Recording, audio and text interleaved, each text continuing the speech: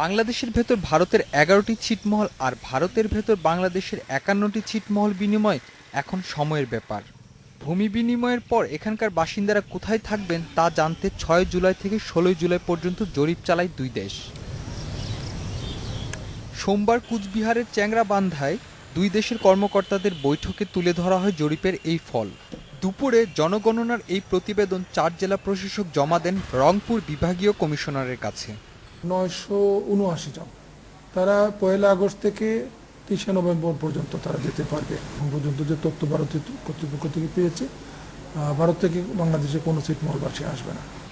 বৈঠক শেষে দেশে ফিরে লালমনিরহাটের জেলা প্রশাসক জানান, তার জেলার ৫৯টি ছিটমহল থেকে ভারতে যেতে চান ১৯৫ জন। নীলফামারী থেকে কেউ যাচ্ছে না। লালমনিরহাট জেলা থেকে ১৯৫ জন যাচ্ছেন। কুড়িগ্রাম থেকে যাচ্ছেন ৩১৭ জন। কুড়িগ্রামের ১২টি ছিটমহলের প্রায় ৮,০০০ মানুষের মধ্যে ভারত যেতে আগ্রহী ৩১৭ জন এখন প্রস্তুতি নিচ্ছে চলে যাওয়ার। যৌথভাবে এই ছিটমহলকে বাংলাদেশের করার জন্য আমরা আন্দোলন করছি। আমরা বাংলাদেশ হয়ে গেছি, আমরা বাংলাদেশে থাকবো, এইখানে থাকবো, আমরা কোথাও আমরা যাবো না। এটা ছিল মাতৃভূমি লড়াই, আর মাতৃভূমির লড়াইয়ের ক্ষেত্রে কেউ কম্পেনসেশন জমি এগুলো কোনো বিষয় না, মাতৃভূমিটা অনেক বেশি গুরুত্বপূর্ণ। পঞ্চগড়ে ৩৬টি ছিটমহলের প্রায় ২০,০০০ মানুষের মধ্যে ভারত যেতে চান ৪৬৭ জন। ২০১১ সালের জরিপে এর চেয়ে বেশি মানুষ ভারত যেতে চাইলেও নানা প্রচারণায় সেই সংখ্যা কমেছে বলে মনে করেন স্থানীয় এক জনপ্রতিনিধি।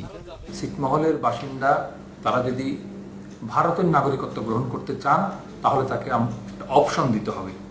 এটি নিয়ে কাজ করা হচ্ছে। ১৬ তারিখ পর্যন্ত অর্থাৎ শেষ দিন পর্যন্ত মোট ৪৬৭ জন ব্যক্তি তারা অপশন দিয়েছে ইন্ডিয়ার নাগরিকত্ব গ্রহণ করার জন্য। নীলফামারীতে ভারতের ৪টি ছিটমহলের কেউ বাংলাদেশ ছেড়ে যেতে চায় না বলে জানিয়েছে জরিপকারীরা। সারোয়ার প্রতীক, ইন্ডিপেন্ডেন্ট নিউজ।